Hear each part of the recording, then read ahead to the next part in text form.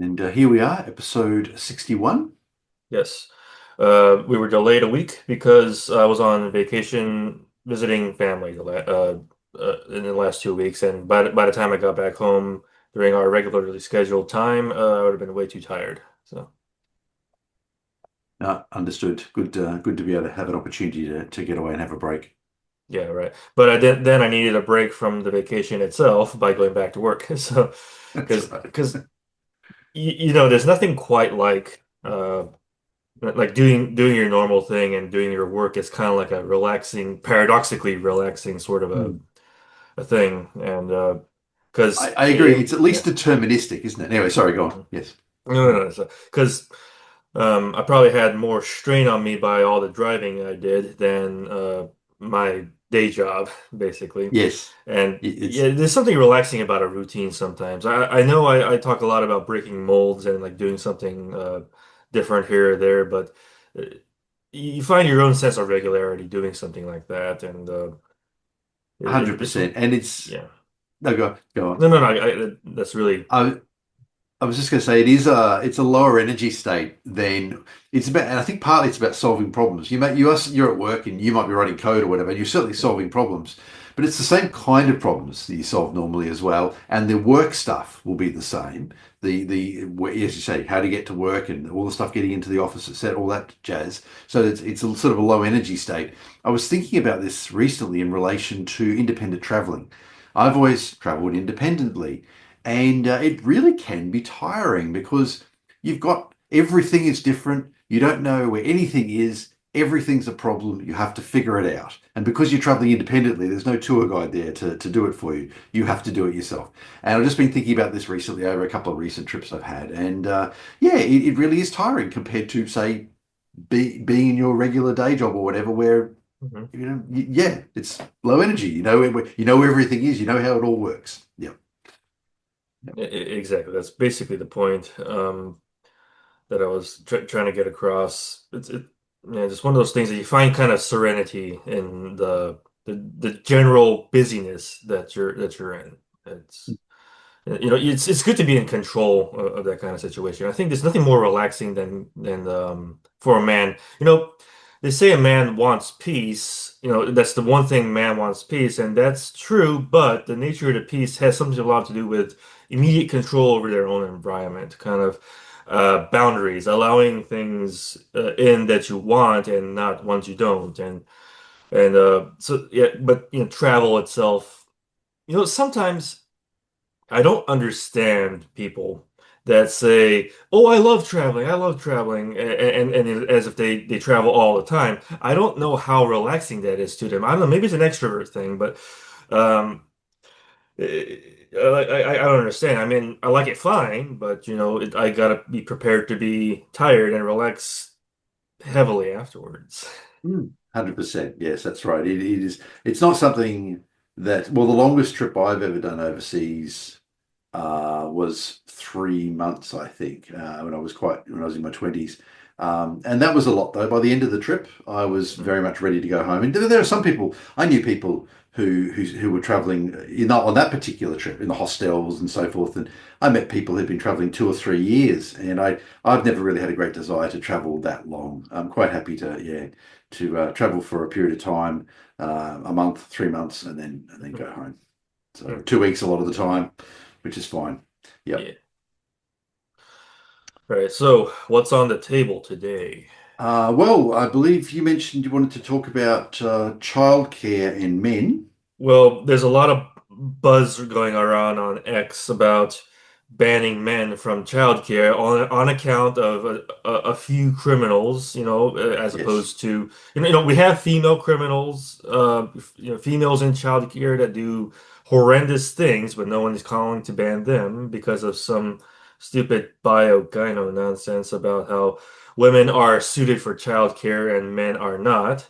Any, I see this firsthand too. Like men, fathers do fantastic jobs caring for their children. So that Yep. blows the argument out of the water, right? The Exactly. fact that men are not suited for this kind of thing. That's a myth for bad comedies that try to put down men and so forth, and bad Yep. commercials. And And it's the realm of that sort of inanity. And I believe the current hullabaloo was caused because of a situation that happened here in Australia where a couple of men who were working at a childcare centre were charged in relation to a number of sex offences for children. Yeah, as you say, that certainly happens for women as well. We know that women are less likely to be charged. Actually, they're less likely to be impacted by every aspect of the judicial system. So they're less likely to be a suspect. They're less likely to be charged, and then if they are, they're less likely to be convicted. They're less likely to go to jail if they are convicted, and so forth, to prison. So uh, and yeah, obviously in this case it's fairly high profile because the number of instances is fairly large. Um, and it's really a horrible thing that's happened. But as you say, there are women that do these things, and there have been some fairly high-profile cases in the last few years. Even I can remember one from China actually a couple of years ago, where a woman was abusing children, and it does reach the Western media, but it's often forgotten. But as you say, here there was a call to ban men from childcare centres completely. The government seems to have stepped down from that, but at least one or two major chains or franchises for childcare centres here in Australia have banned men from changing diapers, which I think, if anything, the female childcare workers are probably going to be pretty upset about that because they're now going to have to do all the diaper changes. So, Mhm. but yeah, I mean, obviously it's yeah, obviously really unfortunate what's happened, and it's really unfortunate that yes, this is straight away, but they've pointed the finger at men. Mhm. Yeah, Exactly. Yeah. Right. The attitude towards banning men, specifically banning, it's not just the argument that men are less suited for it or not suited for it. They're calling a ban for it. It's because if men are not suited for it, then generally they don't flock to this kind of stuff. Well, the real reason men aren't flocking to this is because you're having them do all the other jobs that women are too chicken shit or physically unable to do. And but as far as them being capable of it, they are men of course, in performing childcare. So there's nothing but absolutely. just a casually learned and acquired disdain for men that motivates you. It's to get the women cheering, right? It's to get all the misandric women cheering. You want to be the one good man to say that, oh, we're going to ban those dangerous big bad men from childcare. And yeah, So so that's years yeah. Okay. So years and years ago on A Voice for Men, there was a discussion about women and children first of ships in distress, right? Mhm. And I actually did some research at the time, and I must admit I've had an article on my to-do list for years and years. I've never actually got around to doing it, so I should do it. Essentially, what I found in the research was that men actually had greater chance of surviving in a survival situation than women did. So if for example, a man and a woman were thrown into the water off a ship or something like that, the man has a greater chance of survival for a variety of reasons, being larger and probably greater energy reserves and a few different reasons, right? If this is indeed the case, and that men have a greater chance of surviving a situation like that, and if you accept that the priority should be to the survival of children, which I think is the case, we should try to prioritize the survival of children over adults if we can, right? Then the optimum would actually be to put all the children in the lifeboats and put a few men in to look after them, because the men Yeah. actually have a greater chance of survival than the women. Hmm. So if you don't do any women and children first. You put the children in, and then if there's once you've got two or three places, you put two or three men in to manage the situation, because that will maximize the chance of survival of the children. Hmm. Yeah, exactly. So Yeah. that's an argument I've actually had sitting in the back of my mind for a few years. I was always sort of planning to do this sort of article about it, but I think I might have to just put that down on paper. So Right, anyway, exactly. yeah, in actual fact, this is what I found: the children were actually more likely to survive. Well, the men were more likely to survive, and therefore the children would be more likely to survive because they're in the company of the men. So yeah, it's interesting that here we have said men being excluded from children, but in actual, or them talking about excluding men from being near the children, but in reality, the men have a very important role to play. Yeah, exactly. Yeah. And any kind of posturing about men being so unfit, there must be banned. You're just playing up for an audience. You're just trying to look for clout. I am looking at you, Alex James, where the fuck you are. Yeah. Is that the person It's the who one you I showed me, the supposed libertarian guy, exactly? because That's right. That's right, right. I yeah. saw this online, and this guy was claiming to be a libertarian and saying men shouldn't be in childcare. And I commented, "Are you sure you're a libertarian?" and flagged it.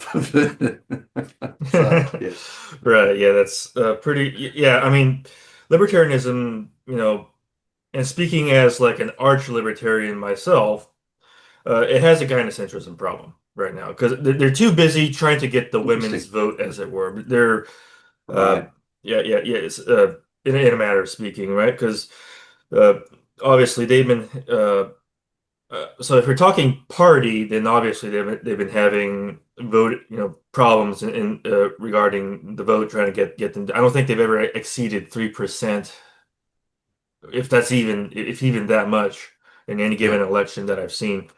But aside from that, I think the attitude is that uh, they've been having trouble getting women incentivized to vote for liberty and such. But we don't do this by lack of gatekeeping. Mm. We don't do this stupid Jeffrey Tucker thing and kind of invite every feminist that seems to be libertarian leaning, only for them to just kind of talk only about feminism and kind of undermine some of the liberty positions of liberty. It's we keep on seeing it. It's this nonsense about uh, uh, like say entertaining ideas about universal basic income, which Mm. is adamantly not a libertarian position. Yeah, And I'm surprised at that. I would have thought that exactly. That would not be a yeah, libertarian like position. Anyway, go on. Mm. I was seeing this candidate Gary Johnson, right? He was a libertarian candidate. Oh, I know him. On the Yes. one the before the first time Trump ran alongside Hillary Clinton, Yes. and the one during it.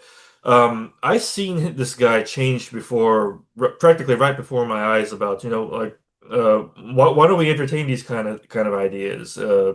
Whereas maybe the election before he probably wouldn't have gone that bad. But it's one of those things, and I've seen Joe Jorgensen really kind of bend the knee to the whole Black Lives Matter thing, and the whole race matters. So it's like they're trying to really court, you know, we in the men's movement know the dangers of courtship, right? Yes. For Yes. men, but we can kind of extend the metaphor here. They're courting idiots and not getting a good payoff. Instead, they're getting more infiltration. Yes. And 100%. yeah, exactly. Um, we've got something similar here actually with a political party, the Liberal Party, that Hmm. is the Australian Liberal Party. They got a really bit of a thrashing at the recent election. It's not the generational. It's not the sort of destruction for the ages that some people were suggesting, but it was quite. They did quite badly, and the what's happened is in the follow-up, I think there was a possibility there where they would sort of be able to regain their previous ground, but they've instead seemed to be trying to court a vote that really it hasn't worked. But the way I was describing the other party is the Labor Party. They're coming across as Labor light. Hmm. So they're trying to emulate the other side of politics, but not doing a very good job of it. Hmm. And nor I think will they be able to do a very good job of it. Right. I think really they have to go back to the basics. The Liberal Party is simultaneously, this may strike you as strange, it's simultaneously a conservative and classical Liberal Party. So Right. Yes. uh, It is my understanding that it is the more capitalist oriented party. yes, exactly. Yeah. That's right. And I've often, I must admit, much of my life, I thought of it more as a conservative party. But really, when you look at it, it's not just there's a conservative wing in the Liberal Hmm. Party. I know that some people overseas may wonder at the name, but there's also a classical liberal, classical liberal, a strong classical liberal group within it. So. And I think they really need to look back at their core values there, look at classical liberalism, even conservatism, decide what the common ground there is, and maybe aim at that. What they're currently trying to do, which is go after essentially emulate the Labor Party, but do a terrible job of it, I think is just going to fail. Exactly. Yeah. Yeah, unfortunately. Yeah. So Yeah. it's interesting that Yeah. we That both countries have these political parties that are essentially courting a vote that really isn't going to be good for them in the end. it's a long-standing sort of a problem we have. This idea of what is the more allegedly uh, principled and conservative-leaning group more susceptible to this lack of gatekeeping and so forth. Because one book I'm reading right now is Letters of Ayn Rand. It's one of my favorite books. It's about it's just kind of showcasing the letters she wrote to across her life from her early days in the United States, right? And even as early as the 1930s, she's been kind of observing and was frustrated with so-called conservatives not kind of being more hardline against the Reds at the time, right? Mhm. Because pro-communist sentiment was pretty rampant at the time, especially in New York City Yes, and those areas. So, absolutely. And among so I'm intellectuals. I'm observing at that through this book at that time what kind of uh, lack of spine the conservatives had and Rand's frustration with that sort of thing, kind of trying to seek out That's truly principled sort of people. She kind of wanted more like a proper manifesto for capitalism and mm, individualism, whereas others won't recognize individual versus the collective as even a problem. And mm, and conservatives court uh, try to use the language of the socialists and so forth. mm. So that's one observation I had. You had something to say? Oh, just that it's often the case that these things go back further than it initially appears, and that's a really good example. I think where you say right back into the 1930s, yeah, this sort of trend existed. Hmm. Another one that I often think of is what we would now call woke. I remember seeing the origins of that, well, origins in Australia at least in 1990s when I was at university, and of course it goes back further than that. It goes right back to the Red Stockings and so forth, New York City, but. I saw the feminists at my university were speaking in a manner which is now mainstream, 30 years later. So it often takes decades for these things to really pick up. And so it's interesting you should say that about the conservative that trend in conserv or that thread Hmm. in conservatism that Exactly. nearly a century ago. Yeah. I'm also reminded of the fact. So I once read a Calvin Coolidge biography, right? And during Hmm. this very early time, somewhat involved in politics. One thing that I notice most people don't talk about is that the word progressive, the conservative side and the liberal side were vying for control of that term at the time. That's They were interesting. trying to claim the word progressive for themselves to kind of Right. be more appealing sounding. And of course, we know who ultimately got it, right? Yep. But yeah, so that's another interesting observation. It's I think the Mm. book is just called Coolidge, but it's a biography of Calvin Coolidge Mm. that I read at some point, and I noticed that. So Mm. Yes, it's interesting how it's often the case that terminology changes over time as well, and that can change the context. And people need to be aware of that when they're reading older documents as well, that the meaning of the terms may have changed in that yeah. time. Oh, another thing, speaking of terms changing or maybe even phrases changing. So going back to Letters of Ayn Rand, right? And and through that, she was kind of complaining to the writer, the Thin Man, Dashiell Hammett, about uh, him. Uh, she supported him going against a more fascist publication at the time, but not the but she did not appreciate that he wasn't going against the socialist one too, kind of equally, because she was Mhm. no nonsense. She like it's whether it's the fascist or communist stuff, she didn't like any of that. Yeah, Yeah, but guess what the fascist publication was called at the time? I don't know Social what. Justice. Really? Yeah. Yes. I'm trying to remember Well, the that's worth exact recording. name of the guy, but yeah, this is real. Yeah, Yeah, I it think was we a fascist publication called Social Justice at the I think time. It's we kind of like hear. a yeah. I think we Um, did an article Wiki for Men on that. right, yeah, exactly. But that's um, I'll mention it at some point. It's not coming to me. I know I've searched it at one point, but No, that's no problem. I can look that up now that you've mentioned. I haven't heard of that before. Yes. It's amazing how no matter how much you dig on these things, new things keep turning up that you didn't expect. Yeah. exactly, yeah. And people are just so clueless now as to how all these things just play Yes. together. Yes. Yeah, yeah. They're really absolutely historical context is really important, and you're Hmm right. It's absolutely amazing. I guess I'm in my 50s now, early 50s, hmm and I'm even seeing things that I remember. So I mean, it's no secret that I'm a long time Linux user, and hmm I remember even in that area, things that I remember happening that I saw happening, and kind of people just don't know it because they were kids, at that time, or they were babies or whatever, and they didn't know about the history. So it's interesting. So hmm even in something as innocuous as technology, these things happen. Yes, indeed. Yeah. All right. I think we got some other subjects because I think I've said my piece on what's come before. Yes, no problem. I've hmm got a couple of items here. hmm The I want to talk briefly about the Outback Uh-huh. and then something called the LANTITE test that I hadn't heard of before, but I've done a bit of research on, and it's become And he quite sprung topical. on me this morning. I I can't even know research. exactly. I can't even I research I the darn know. thing I only before learned I about do it this show. today myself, so sorry about Yeah. that. Yeah, I only learned about it today. You Uh, better be but sorry, Robert. that's right. All right, So, land tight test. well, I'll talk about the Outback first. All So, right, fine. first of all, everyone knows what the Outback is. It's a term used to refer to very remote parts of Australia. There's no sort of definition. There's no line in the sand saying, this is the Outback and that isn't the Outback. Uh, for a long time, it was sort of a running joke that nobody ever lived there because if you ever asked anybody where the Outback was, they'd always point to beyond their own town.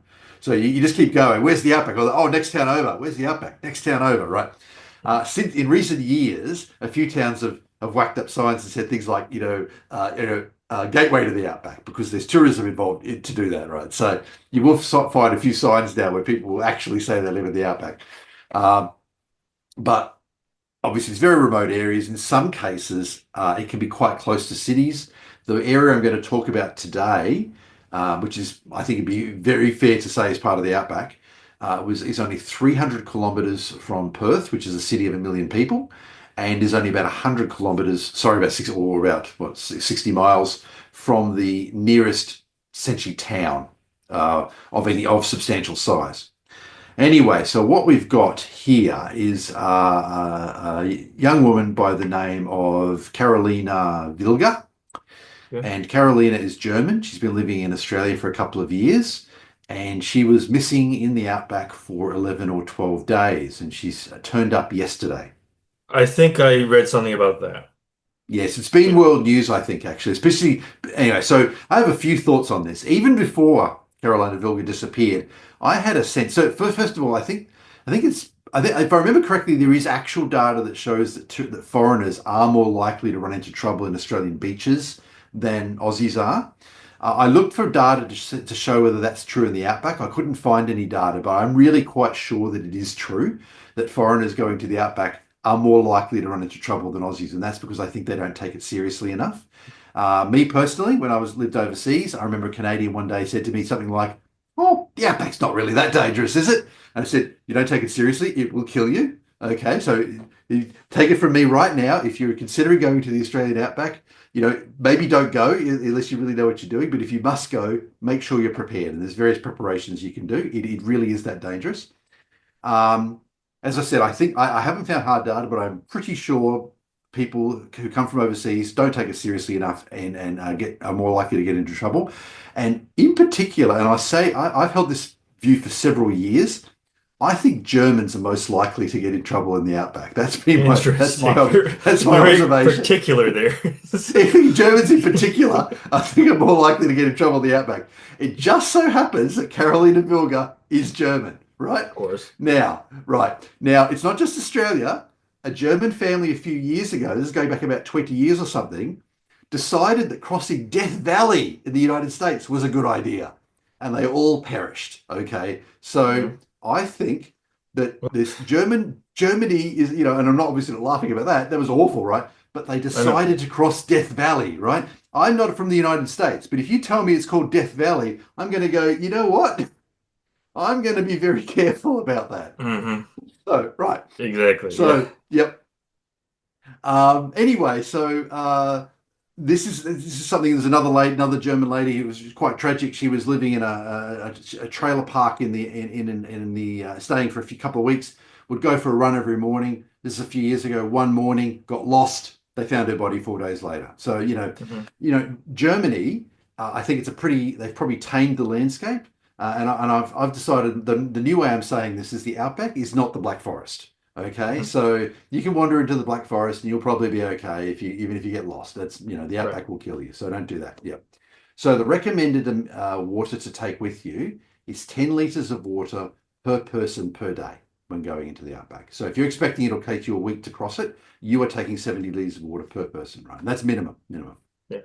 So, and this is obviously if you ideally you're not even leaving tracks and so forth. But anyway. Yeah, so what's happened is we don't know all the details, but Miss Vilgar, uh, she's actually lived in Australia for a couple of years, and she worked for a mining company, so she kind of did have some exposure to remote areas, but probably only in towns and so forth. It appears that she's just driven out of this town called Beacon. It's about 100 kilometers, or I guess about 60 miles from where she was eventually found, and she's kind of just headed off road. Apparently, so they found her vehicle a day before they found her, launched a massive Mm. search, right? Yeah. They found her vehicle a day before they found her. She had left the vehicle. I'll get to that in a minute. That's one of the things, it's one of the no-nos. Never leave your vehicle. I'll get to that. But the vehicle was 35 kilometers or maybe about 20 miles from the nearest track, not the nearest road, the nearest dirt track. Okay. So me personally, I would be reticent to leave roads. And if I was going to leave them and I was going on dirt tracks, I'd be very reticent to leave the dirt track, right? And her vehicle apparently some people suggested was a four-wheel drive, but there's lots of places that four-wheel drives can't go, right? Four-wheel drive is kind of suitable for those remote tracks. So if she'd stuck on the tracks, maybe she would have been all right. But she's actually left, and you should see there are photos online. You can see where her vehicle was where it broke down, and you would wonder how it even got there. I think it must have Yeah. been really bashed around just to have got to where it was before it eventually broke down.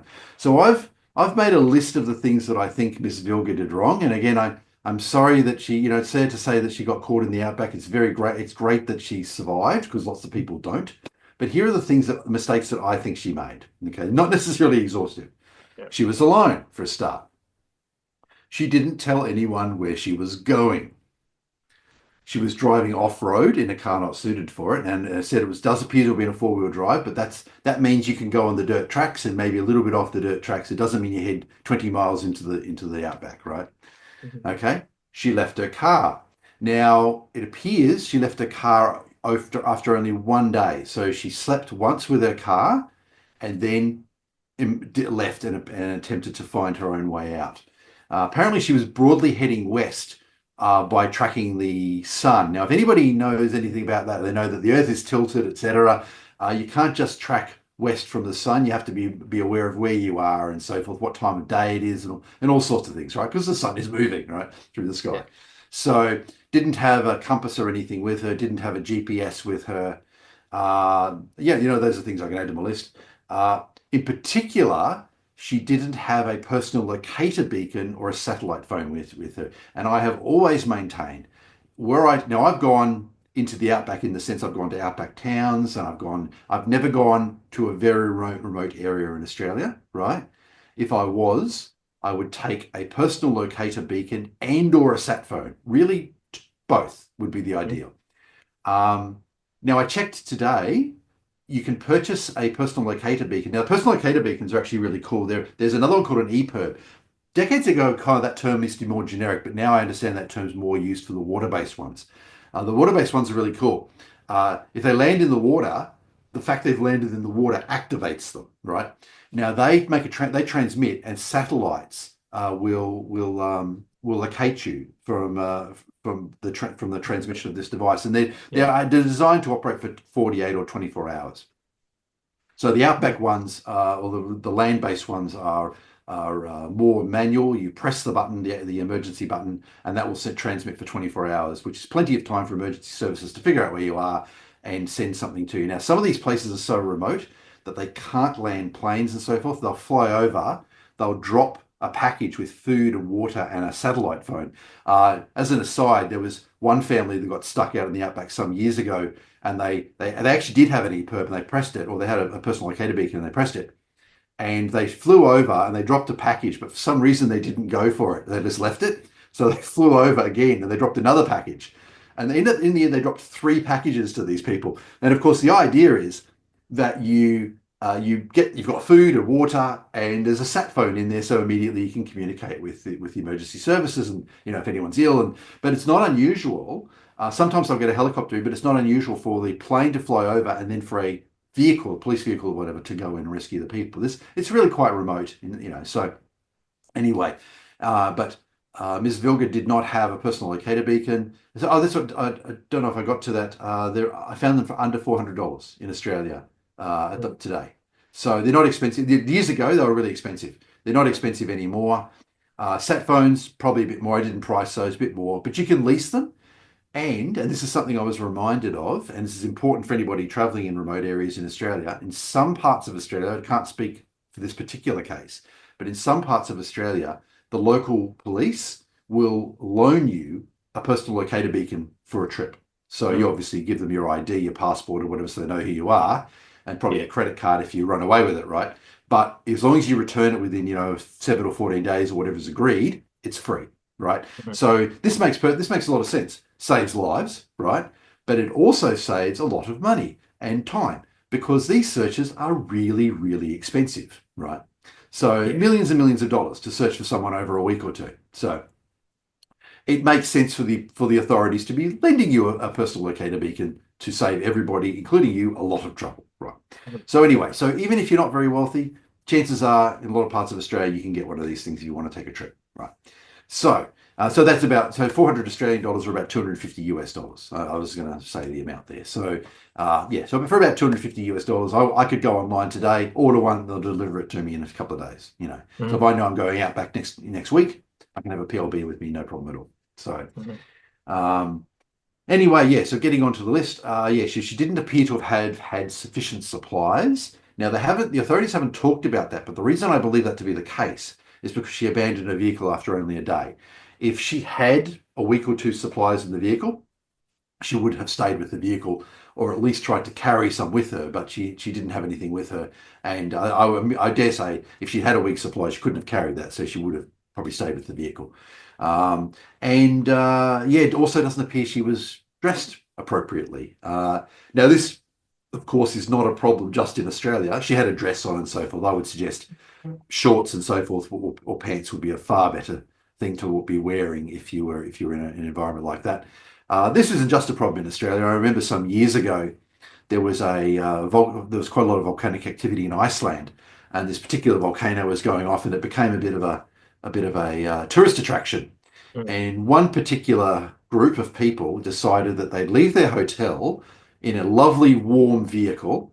So they're in the underground car park. They got into their warm vehicle in Iceland. I think you can see where this is going, right? They drove to the volcano, which of course is off road. Volcanoes being what they are, they're a bit unpredictable, and Yeah. things like lava started coming really close to the vehicle, right? And it burst the tires on the vehicle, and they couldn't get away in the vehicle, and they had to evacuate the vehicle. So they all jumped out of the vehicle, and of course they'd left the hotel, the lovely warm hotel, in the lovely warm car. They hadn't bothered taking any cold weather gear with them. And so the four of them were found a few days later dead in the cold, Mhm. having evacuated the vehicle without any appropriate wear. Chances are they would have been in a dangerous situation had they been dressed appropriately with minus 30 temperatures or something, minus 30 Celsius, Mhm. which by the way is close to minus 30 Fahrenheit anyway. Yeah. But they didn't even have survival gear. So this problem is not limited to Australia. Yeah. Yeah. Of So course. And yes, and I have to say this, in a lot of tourist areas, I do see people acting in a manner which I think is often unsafe. People who are tourists seem to think that they're a bit bulletproof, and they're not. So if you're going anywhere as a tourist, Iceland, Australia, the Middle East, at other times, wherever, be mindful of the reality of the situation. I hope it doesn't Um, sound too lectury, but I have travelled quite a lot, and I mhm. have seen a lot of people take risks as tourists that I wouldn't take. Well, I think one of the big problems right now is that we're kind of having this disillusion with cities, especially from, say, the feminist side, not to get too off track, but Mm, they're kind of going on about how it's dangerous for a woman to walk alone in like a mm, city or something or other.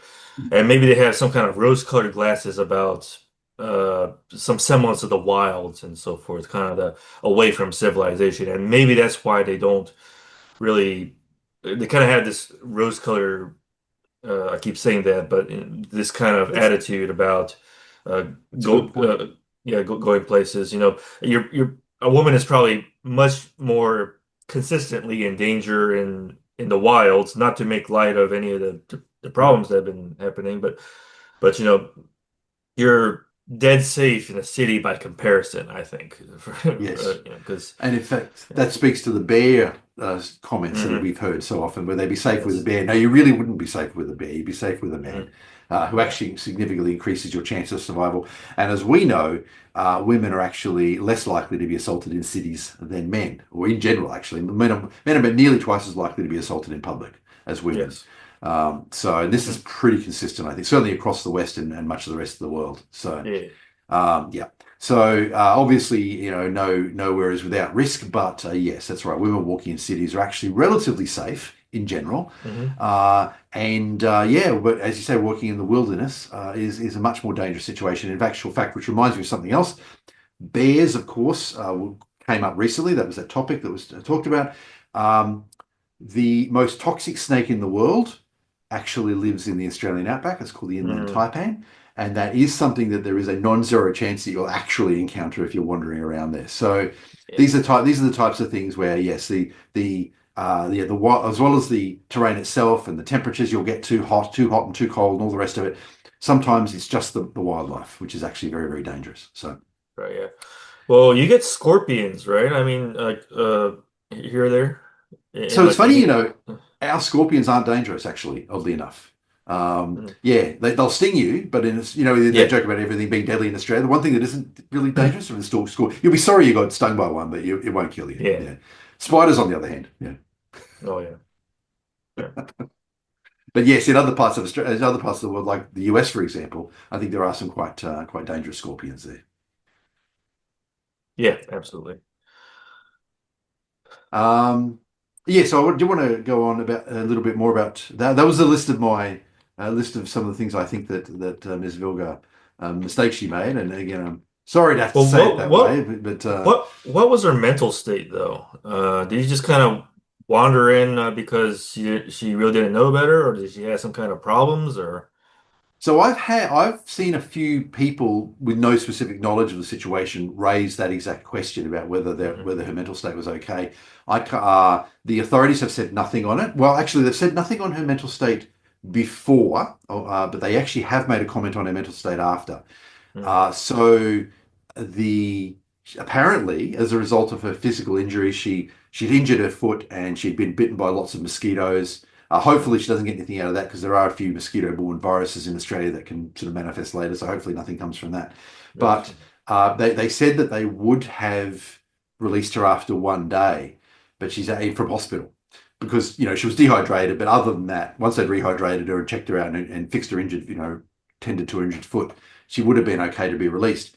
But they're holding her in. They've said partly because of the dehydration, but they've also said they gave an indication in some media sources gave an indication that she might be a bit sort of fragile at the moment. So I think she is her mental state. Yes, afterwards. That's some of the media sources have suggested that yeah, perhaps there was some extra concern there. They haven't commented all on her state before. But Mhm. in any case, yeah, my personal view is it was probably just she underestimated the risk of it, And Yeah. I suspect she's been personally shocked. I mean, 11, 12 days that's an extremely high stress situation for anyone. You're in the wilderness. You don't know if you're going to be found. After a week plus, you'd really be wondering if you're going to be found. And that gives you Mm, an idea of how remote this is. Even though it's only 100 kilometers from a nearby town, from the town, the woman who, oh, by the way, she wasn't found by the searchers in the end. Her vehicle was, but she was not. She was actually found by a woman who actually happens to live in the area and happened to be mhm, driving down that road at the right moment. And it was pointed out that, people don't actually, this is just a dirt road. People might go, a week or two or three. That road might go a week or two or three without seeing a vehicle. So she kind of got really lucky that she was within range of that road and she heard the vehicle approaching. In fact, I don't even know she knew the road was there because she was wandering in the wilderness, in the bush, and she heard a vehicle. And from what I understand, essentially walked towards the sound and mhm, found this dirt road, and then of course was mm, seen pretty quickly by the woman driving the vehicle. And I do wonder whether she even knew the road was there, the dirt road, until she heard the car. So she might not have, mm. even crossed that road if it hadn't been for that. So I think she really got lucky there. But Yeah. it does again, it gives you an indication of how remote it is. But if she'd been at her vehicle, she would have been found Mhm. a day earlier. Yeah. Yeah. One last point I just wanted to make though is uh, that they've been using words like amazing and strong over this. Okay. Uh, yeah. Again, very happy that she didn't die, right? But Mhm, I think reckless and dangerous would be more appropriate. It's a very reckless thing to do to travel mhm. into the outback like that. And there are many other countries where this is the case too, where you just don't head into remote areas. Canada, the United States, lots of large countries where, Russia, you just wouldn't head into a very remote area ill prepared because it will kill you. If not the terrain and environment itself, the wildlife. Exactly. I mean, I can think of another example I heard where a Canadian, I think actually I don't know if they're Canadian or foreign, in Canada, a family actually got stuck on a little island because there was a wolf that was stalking them. Fortunately, it was only one wolf, not a pack, right? Mhm, But there was this little island. The wolf was unwilling to cross the water, and they got stuck on this little island for the best part of a day until somebody found them because they couldn't get back onto the mainland because this wolf was on the mainland, just waiting for them to come back. mhm. So yeah, it happens in any country where there's genuine wilderness. Yeah. Yeah.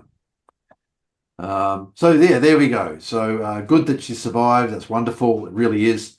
Uh, I just hope this is a lesson to others, and the fact it's been so widely publicized is probably a good thing. Yeah. Be prepared and take a personal locator beacon and a sat phone. Me, I'd Yeah. have both. I really would.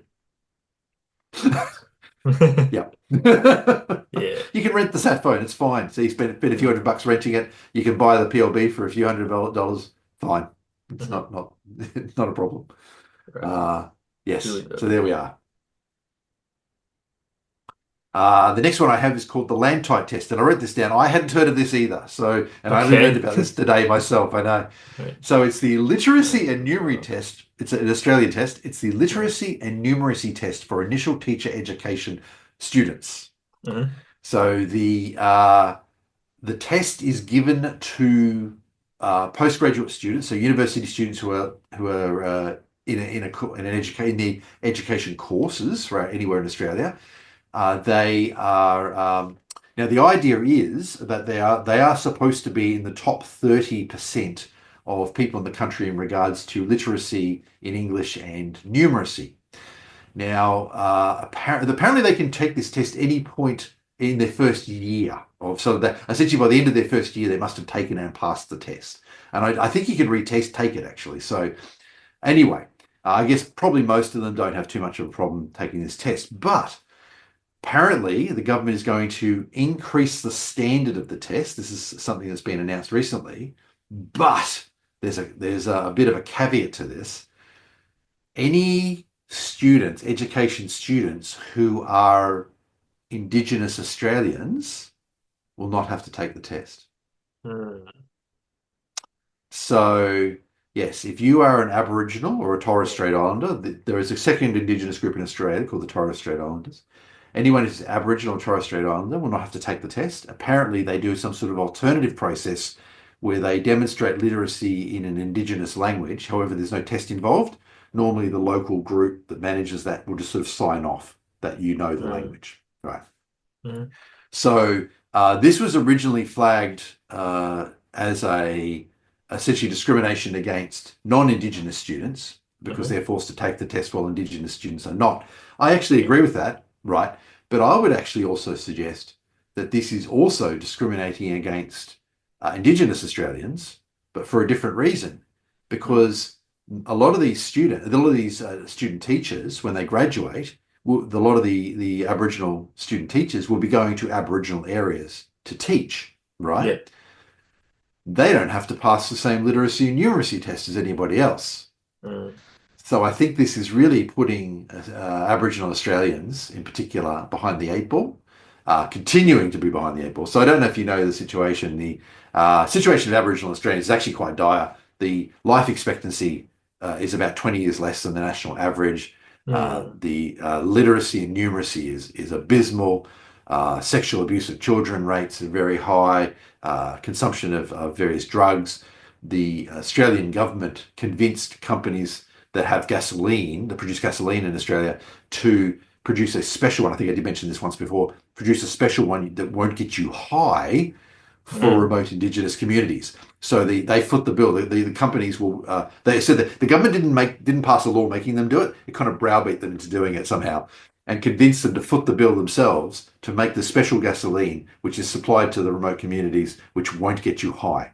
mm, mm. So all sorts of problems in these remote communities, and also Aboriginal groups in other parts of the country too. But primarily, these remote communities got all terrible, terrible problems.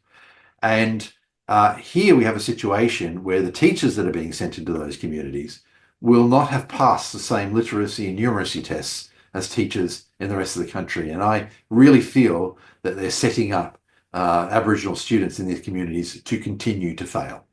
And I think it's absolutely abysmal that they've done this. So, yeah, I just wanted to briefly mention that because I think it's really quite bad. And I think the problem is so obvious that I don't believe that the people who are making these choices are well-meaning at all. I Mm, don't think that can be. It's so obvious that this is a problem, going to be a problem down the road.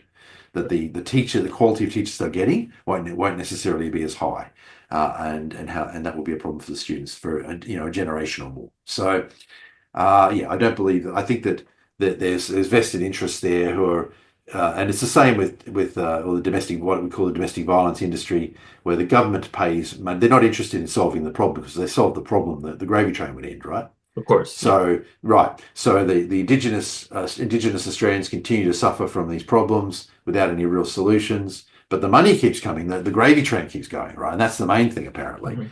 And the same thing with the domestic violence industry, where if they were really cared about as an aside, if they really cared about fixing domestic and intimate partner violence, they'd recommend it. They'd realise how high the proportion of reciprocal violence is. It's over half, right? And they would address that. They ignore it completely, indicating that they don't care at all. So, but the gravy train continues. Government keeps Yes. paying money out, and that's the main thing apparently to these people.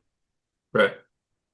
So I wanted to mention it anyway. So and I think personally I'm going to have to contact my MP on that one because I believe that is a federal one and a federal program, and raise that as a concern because Mhm. that's really, I think, setting Aboriginal Australians up to continue to fail for another generation or more. Exactly. Yeah. Yeah. That, yeah, I do think that's serious. Yeah, yeah. I think everybody, all teachers, if we're going to have a literacy and numeracy test for teachers, then all student teachers should have to pass it. Hmm.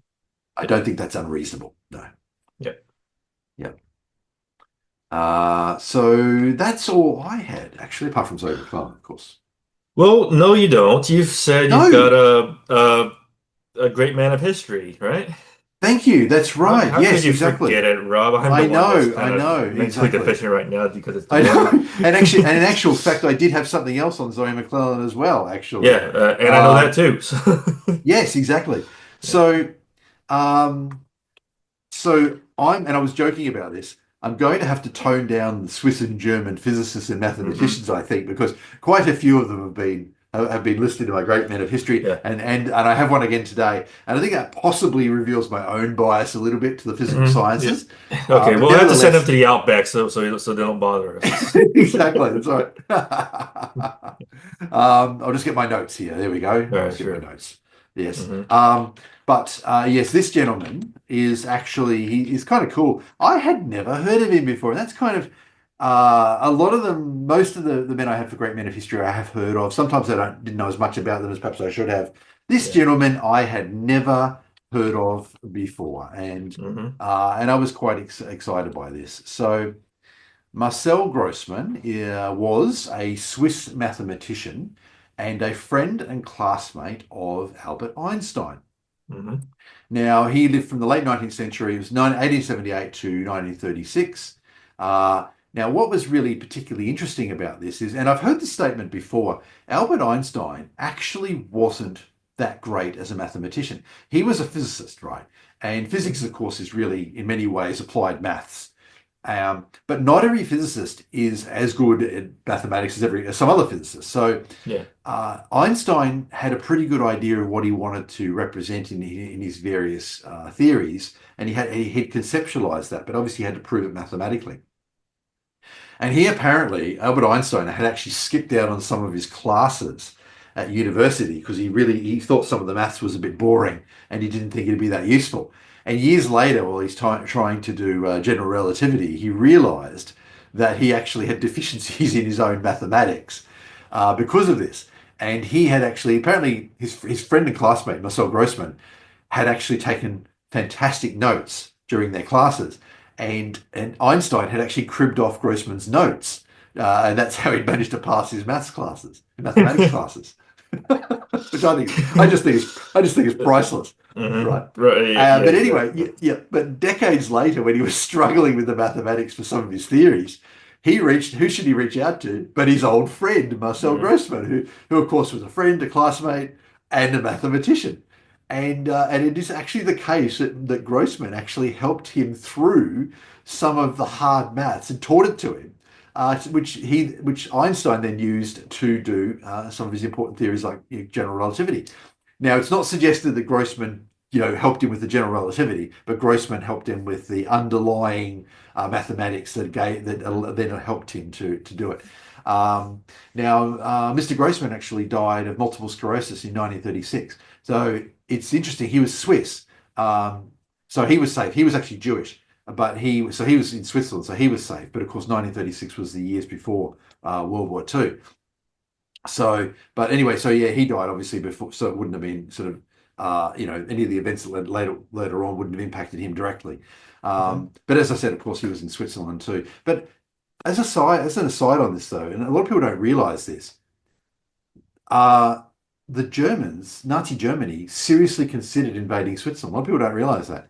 And the Kaiser during World War One seriously considered invading Switzerland. People tend to think of Switzerland as being this place that, people just ruled out invading because it was so hard to invade, but that's not the case at all. The both World War One and World War Two, there was serious consideration given by the Germans to invading it.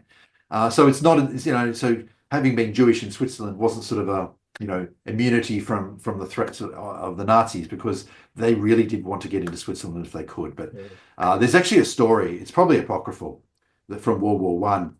A few years before World War One, the Kaiser Wilhelm, who of course was the leader of Germany during the war, went to Switzerland, and the Swiss trotted out their soldiers, and he was going up and down and parading the troops.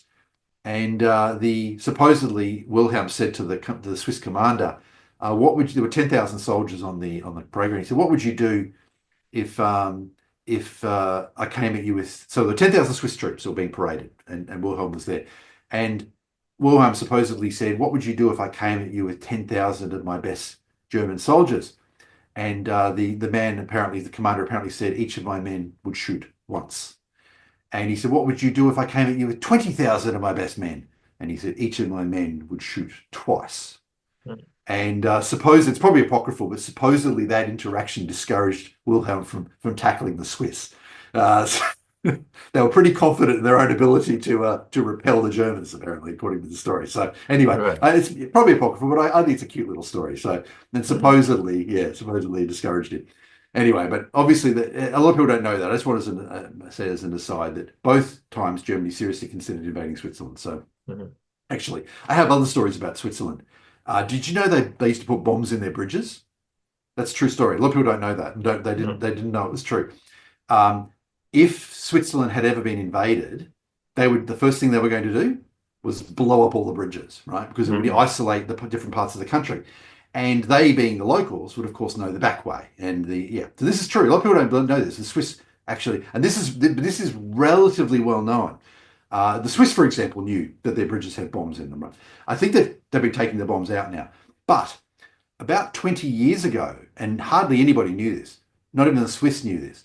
About 20 years ago, Swiss citizens resident in Switzerland started getting letters in the mail saying that there were bombs in the roads and they were going to take Hmm. the bombs out because they said the risk of an invasion of the country had reduced significantly and that Hmm. they were going to take the bombs out.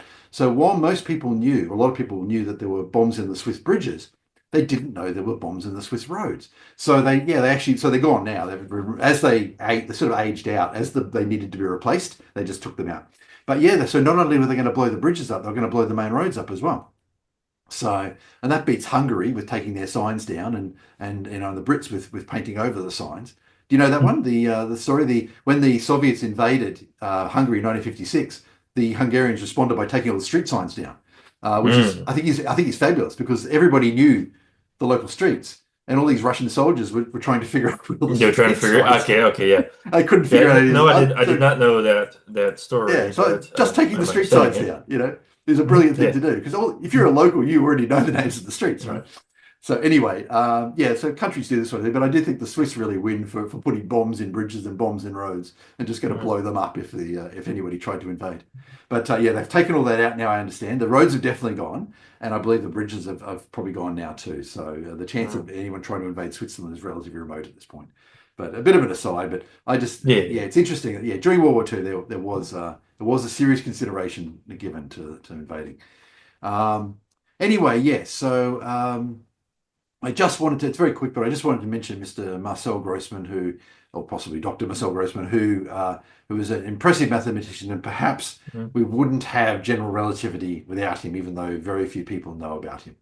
Right. I think So based on what I saw, general relativity had the kind of backing of something called Riemannian geometry because it had to do with exactly, the manifolds and so forth that kind of involved in that. So which is a non-Euclidean geometry, exactly, and quite complicated mathematics. Yes, yeah, and general relativity has more to do with the gravity and the curvature of space-time, and it's much more of a specific kind of a thing than the special relativity, right? It's kind of that's ironic that right, they're exactly. named one or the other because the special you think is more detailed, but That's the right, but it's general not. is It's actually just more specific. Exactly. yeah, And in fact, exactly. that's right. I think well, I've always called it Riemann geometry. I think that if I'm looking, Wikipedia calls it Riemannian geometry. I always knew it as Riemann geometry, but Hmm. because for those who don't know, I have a maths degree.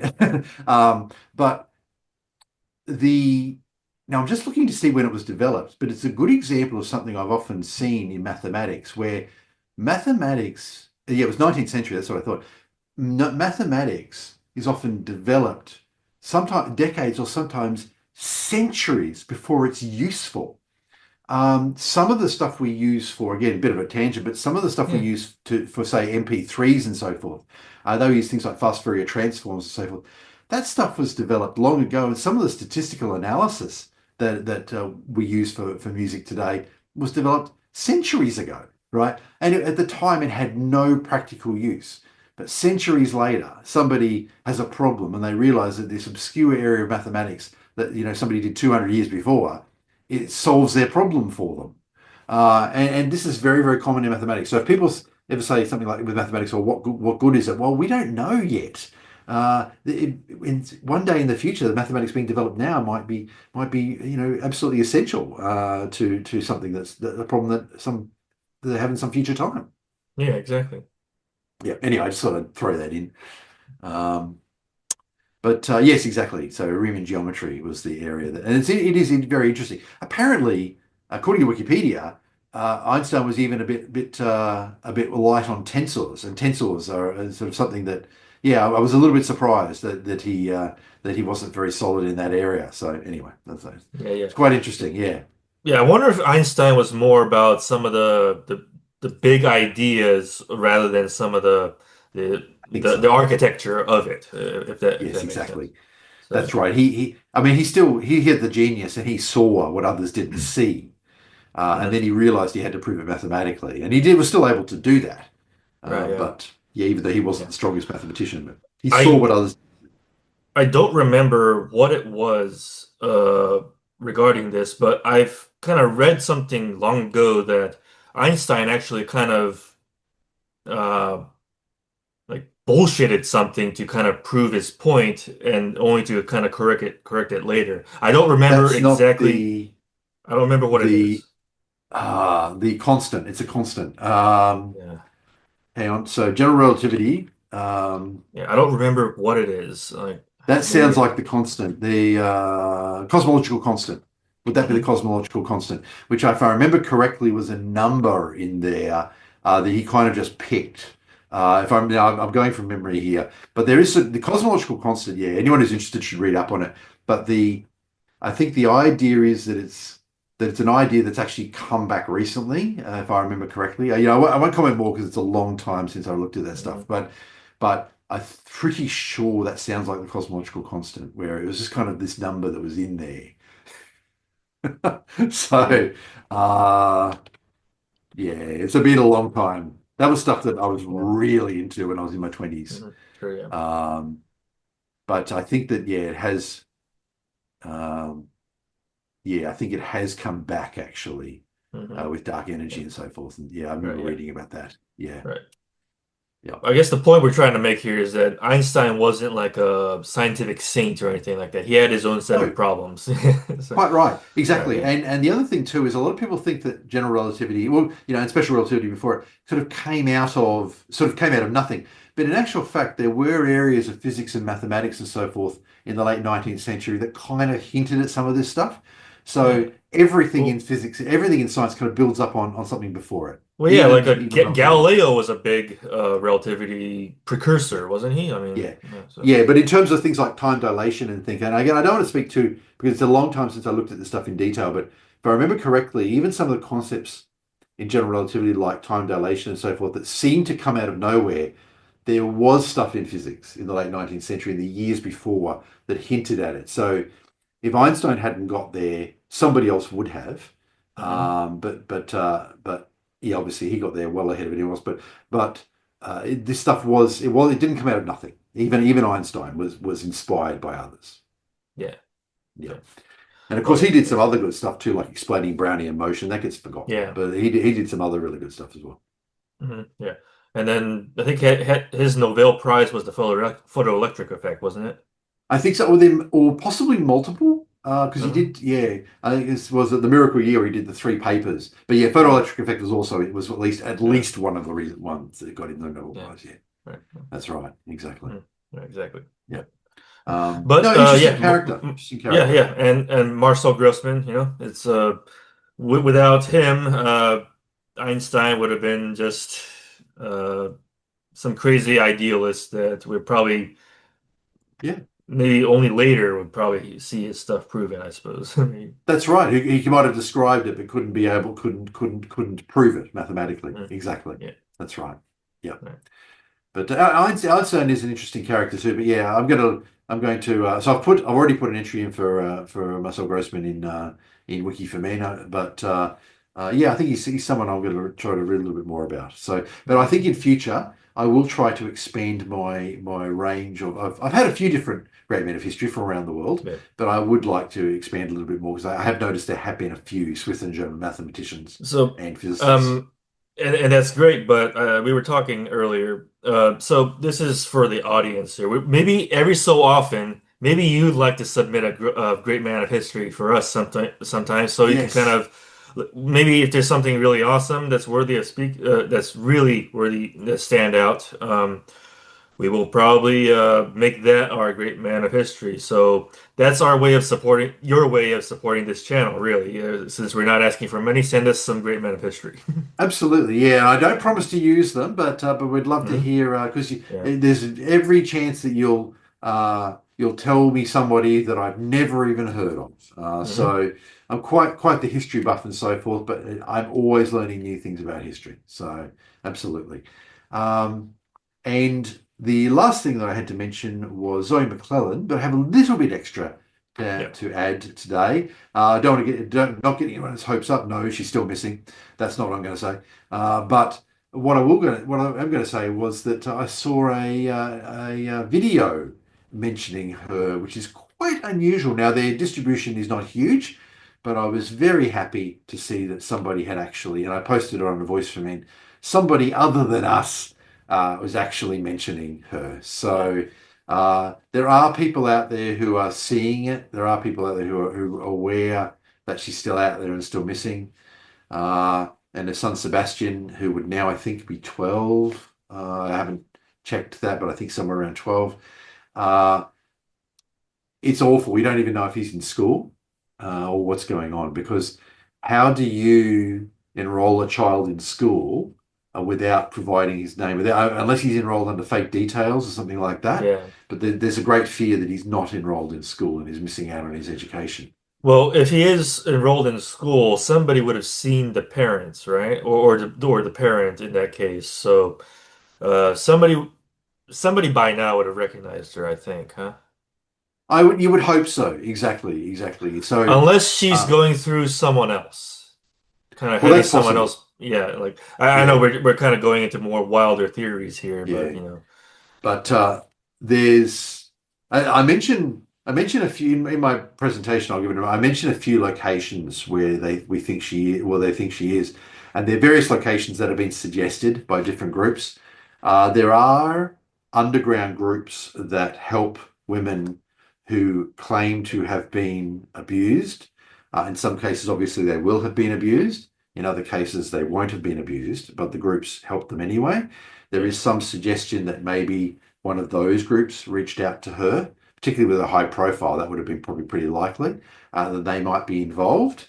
I do mention a few different places, but the one to me that I think has the most the likelihood, I think, is probably Costa Rica. I suspect that that one came from a source involved in looking for her because there are people who want to find her. There are a few people out there who aren't very visible, but they're out there and they are looking. One of those sources suggested that to me. I tend to think it probably is Costa Rica, but we obviously don't know, which is why I keep the options open. The reason I think that is because it's probably if she was in Canada, she'd probably be turning up at some stage. If she was in rural US, Washington State or something, again, somebody would see her unless she was literally living in a log cabin. I suspect she's more likely to be able to pass in somewhere outside North yeah. America, outside the English speaking world. So Mhm. yeah. Anyway, so shall I? Do you have anything else before I go through my regular spiel? No, I think that is quite it. So, As of July 2025, a warrant is outstanding for the arrest of Zoe McClellan in relation to charges of kidnapping, child stealing, and child custody deprivation. McClellan is a public figure who has appeared in numerous popular television shows, including Star Trek Voyager, JAG, NCIS New Orleans, and Designated Survivor. Her face is familiar to millions. It is extraordinary that she has evaded detection for so long. McClellan was reportedly residing in an apartment in River Ridge, Louisiana in April 2021 and may still be residing in the area. McClellan grew up in the area of Port Orchard, Washington State, and may have returned to the area. Some sources believe that McClellan has left the United States and is residing in Canada or Costa Rica. Prior to disappearing, McClellan was known to use the alias Sarah Chandler. Anyone with any relevant information should contact the Los Angeles County District Attorney's Office. Thank you.